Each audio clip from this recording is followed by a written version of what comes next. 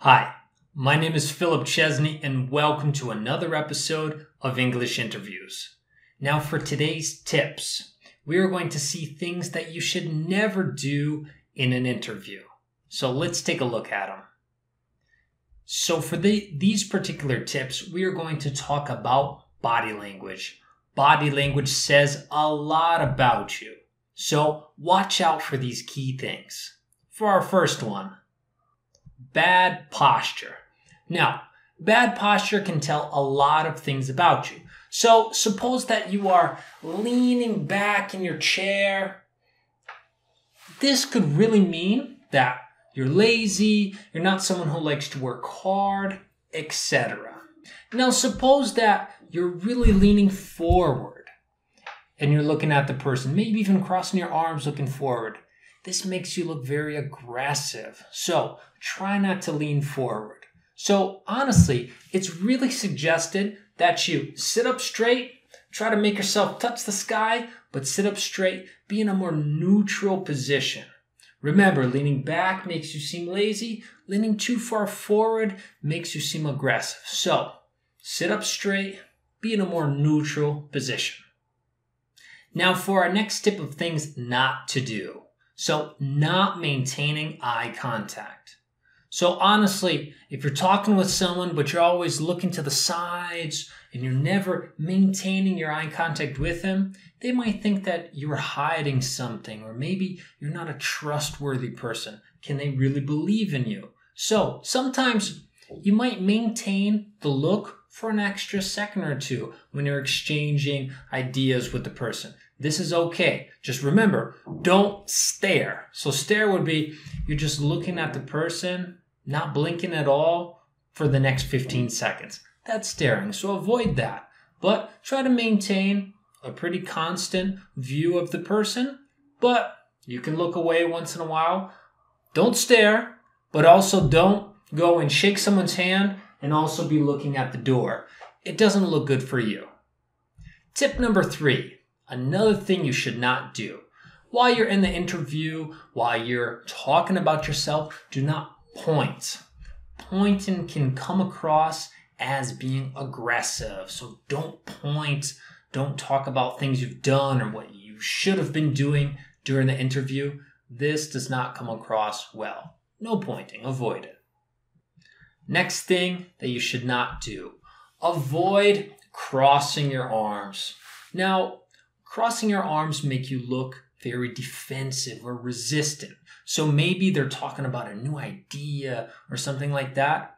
This seems like you're totally against it. You're objecting to it. You're very resistant. So don't close your arms during the interview. Try to keep your body open, arms to the side, because this seems like you're more approachable. You're more of an open person. So never crossed, stay open. Next tip of things not to do. This next one is excessive nodding. So first of all, what is nodding? A nod is this. Normally, you are agreeing with someone. Now, once or twice, yeah, I get it. That's fine. But if you're doing it 10 times, just, I get it. This is rather distracting. It's annoying. And you look like those little bobblehead toys that you see in the back of a car. You don't want to be remembered in the interview as a bobblehead toy. So, watch your nodding. Keep it to once or twice. That'll be good enough. This next thing to avoid is called fidgeting. Now, fidgeting is something very distracting to the interviewer, and you should avoid it at all costs. Now, what is it? Think about you're talking, you're explaining about your work history, and you're playing with your hair, or maybe you're biting your nails, you're playing with your shirt, you're doing something with your fingers. This is called fidgeting. This demonstrates that you are very nervous, and it's very distracting. One thing I suggest you do to try to avoid fidgeting is to try to find out what type of fidgeting do you normally do. So I suggest go in front of a camera, or next time you give a presentation, have someone record it for you. So then you can see if you're swaying back and forth, if you're doing a little dance, or if you're constantly playing with your shirt, or maybe biting your nails, or playing with your hair. You will see some fidgeting. So try to avoid it. Now for our next one, expressions don't match words. So let's say that someone is super passionate about something they've done, a product they've launched, or maybe an entrepreneur is talking about his past history at a company, great things he's accomplished, but this whole time he's talking with a poker face. Honestly, there's no expression. Yeah, we launched this thing. It was a great project. I really loved working on it.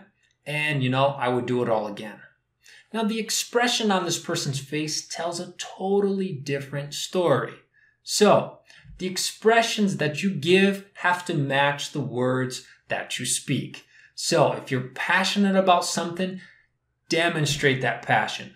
If you're sad about something, your brow, your face, your expression should show that you're sad about it. So, make sure your expressions match your words. Next one. Lack of eye contact. Sometimes the person is talking with you and you feel a little bit uneasy looking at them. So you're looking over at the room, you're focusing on an object. Now, this is a total demonstration of lack of confidence, and it could possibly mean that you are lying. So you need to focus on looking at the person in his or her eyes. This is very important because this demonstrates confidence and trustworthiness. Okay, and for our last one, which is the opposite end of the spectrum, is staring. Do not stare. Just looking at someone straight into their eyes, being totally emotionless, and just listening to them. This will kind of freak the person out. This is rather creepy. You don't want to be considered as someone creepy in the interview. So do not stare. I hope that you have liked today's tips and that you'll be able to put them into practice. Stay tuned till next Tuesday for another interview tip. And if you've missed any of the previous videos, please feel free to click on them on the screen. And if you have any questions, comments, or feedback, please feel free to leave me the comment in the comment section below. I'll be more than happy to get back to you and answer any questions or comments that you have. Stay tuned till next Tuesday. See you then. Have a great week.